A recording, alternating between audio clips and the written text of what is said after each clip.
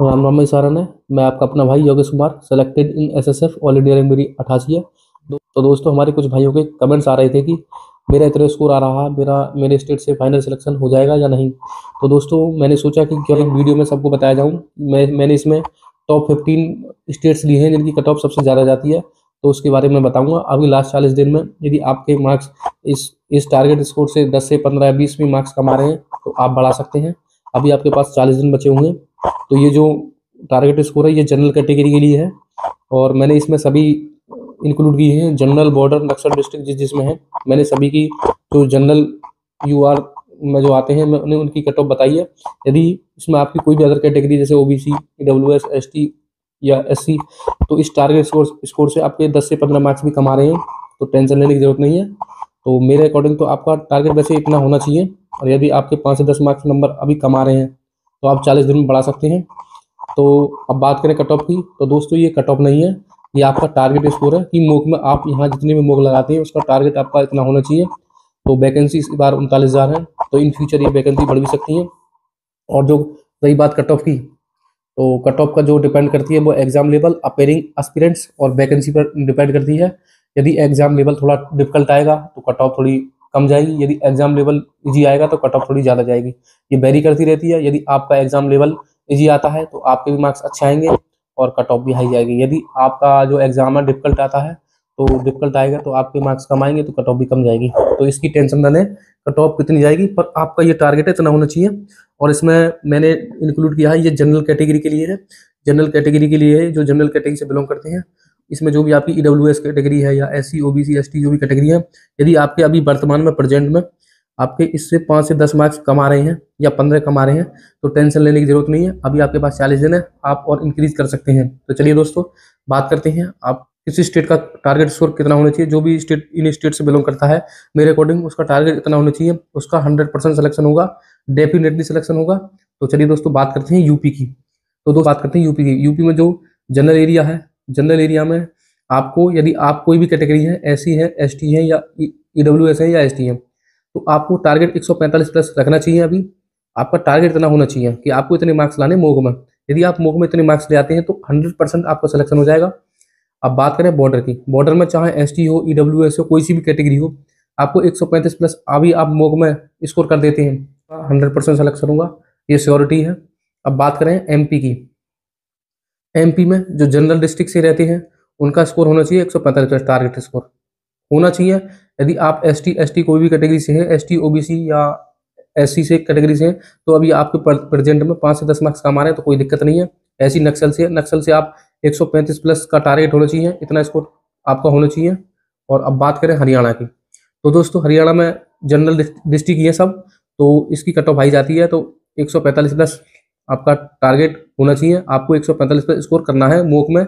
और यदि आप मोक में कर सकते हैं तो आपका रियल एग्जाम में भी स्कोर अच्छा होगा। तो अब बात करते हैं बिहार की। तो दोस्तों बिहार में बात करें, जो जनरल डिस्ट्रिक्ट है, यदि जनरल डिस्ट्रिक्ट में आप 140 प्लस का स्कोर कर देते हैं मोक में या रियल एग्जाम में तो आपका 100% सिलेक्शन है।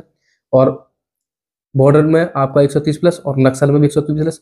मैं बात कर रहा हूँ यदि आपके एससी, एसटी, ईडब्ल्यूएस, ओबीसी से आपके 5 से 10 मार्क्स कमा रहे हैं तो कोई दिक्कत नहीं है, आप बढ़ा सकते हैं आराम से। अब बात करें राजस्थान की, तो दोस्तों राजस्थान में जनरल कैटेगरी वाले को 145 प्लस का स्कोर टारगेट रखना चाहिए और उसको करना चाहिए टारगेट, और बॉर्डर वाले को 140 प्लस। तो राजस्थान में कट ऑफ बहुत अच्छी जाती है, आप देख सकते हैं बॉर्डर वाले भी 140 प्लस जाती है और जनरल वाले भी 145 प्लस। ये जो कट ऑफ बनाई है मैंने, अभी जो फाइनल कट ऑफ गई है उसके अकॉर्डिंग बनाई है। तो दोस्तों अब बात करें उत्तराखंड की, तो उत्तराखंड के वालों को जो जनरल एरिया से आते हैं उनका 145 प्लस का टारगेट होना चाहिए और बॉर्डर वाले के लिए 140 प्लस का टारगेट होना चाहिए। तो उत्तराखंड से भी ठीक ठाक कट ऑफ जाती है। तो अब बात करते हैं दिल्ली की। तो दोस्तों दिल्ली में केवल जनरल एरिया ही आता है, तो इसमें आपका 145 प्लस का स्कोर होना चाहिए या आपका टारगेट होना चाहिए 145 प्लस का। अब बात करें झारखंड की, तो दोस्तों झारखंड में जनरल जो एरिया से हैं 140 प्लस का टारगेट करें, चाहे आप कोई भी कैटेगरी हो। तो यदि आपके जो भी कैटेगरी है, ईडब्ल्यूएस है, एसटी है, एससी, आपके 5 से 10 मार्क्स कमा रहे हैं तो कोई टेंशन लेने की जरूरत नहीं है, आपका अच्छा स्कोर है। और अब बात करें नक्सल की। नक्सल की 135 प्लस का स्कोर होना चाहिए। तो अब बात करते हैं हम हिमाचल प्रदेश की। तो दोस्तों हिमाचल में जनरल एरिया वाले को 145 प्लस का टारगेट रखना चाहिए और बॉर्डर वाले को 120 प्लस का टारगेट। तो दोस्तों यदि आप इसमें किसी भी कैटेगरी से आते हैं, जैसे ओबीसी, ईडब्ल्यूएस, एससी, एसटी, यदि आपके अभी प्रेजेंट में 5 से 10 या 15 मार्क्स कम आ रहे हैं तो टेंशन लेने की जरूरत नहीं है। आप कोशिश करें इतने 145 प्लस स्कोर करने की और बॉर्डर में 120 प्लस स्कोर करने की।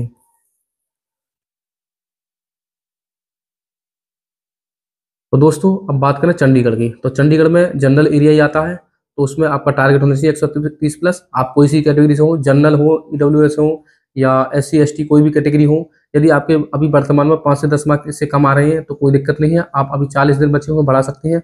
अब बात करें पंजाब की, तो पंजाब में जो जनरल एरिया वाले हैं उनको 125 प्लस का टारगेट रखना चाहिए और बॉर्डर वाले को 120 प्लस।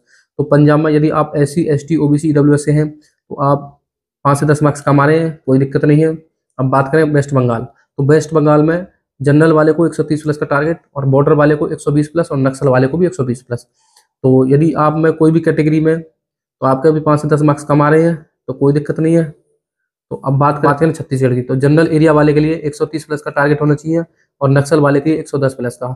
आप कोई भी कैटेगरी है, एससी एसटी ईडब्ल्यूएस ओबीसी, इससे आपके 5-10 नंबर कम आ रहे हैं तो कोई दिक्कत वाली बात नहीं है, आप अपने तैयारी में लगे, आपका टारगेट इतना होना चाहिए। महाराष्ट्र की बात करें तो जनरल एरिया वाले के लिए 135 प्लस और बॉर्डर वाले के लिए 125 प्लस। तो अभी आपके 5 से 10 मार्क्स कम आ रहे हैं तो कोई टेंशन वाली नहीं है, आपको टारगेट रखना है 135 का, आपको यहाँ से तैयारी करके जानी है। तो अब बात करें उड़ीसा की, तो उड़ीसा में जो जनरल डिस्ट्रिक्ट है उनके लिए 130 प्लस, बॉर्डर डिस्ट्रिक्ट इसमें होता नहीं है, और नक्सल की बात करें 100 प्लस। तो यदि आप एससी एसटी ओबीसी और ईडब्ल्यूएस कैटेगरी से आती है, 5 से 10 मार्क्स आपके कम आ रहे हैं तो कोई दिक्कत नहीं है, आपका स्कोर बढ़ जाएगा 40 दिन में। तो दोस्तों यह एक टारगेट स्कोर है, कट ऑफ नहीं है। तो आपको जो ये टारगेट है, आप कोई भी कैटेगरी से बिलोंग करते हैं तो आपका इतना टारगेट होना चाहिए। ये वीडियो इसके लिए है जिससे आप इधर उधर ना भटकें, आपका टारगेट स्कोर इतना होना चाहिए। यदि आप इतना स्कोर मॉक में ले आते हैं तो रियल एग्जाम में भी आप अच्छा खासा स्कोर कर पाएंगे और एक सिलेक्शन ले पाएंगे।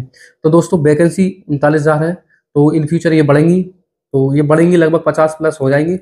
और मैंने बता दिया है कि आपकी जो कट ऑफ बनती है वो एग्जाम के लेवल पर और अपेयरिंग एक्सपेंस पर और वैकेंसी पर डिपेंड करती है, तब जाकर आपकी कट ऑफ बनती है।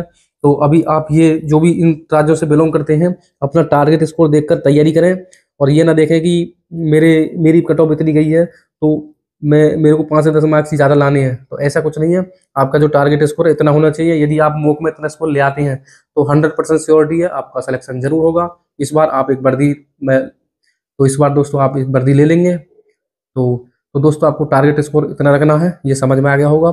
यदि आपके कोई भी कैटेगरी है, यदि आपके 5 से 10 नंबर या 15 नंबर अभी कम आ रहे हैं तो आपके पास 40 दिन है, तो आप तैयारी करें अच्छी तरीके से और प्रैक्टिस करें, आपका स्कोर इंक्रीज होगा और लगातार वर्क करते रहें। तो उम्मीद है आपको वीडियो समझ में आई होगी। तो दोस्तों आज की वीडियो में इतना ही, मिलते हैं नेक्स्ट वीडियो में। जय हिंद दोस्तों।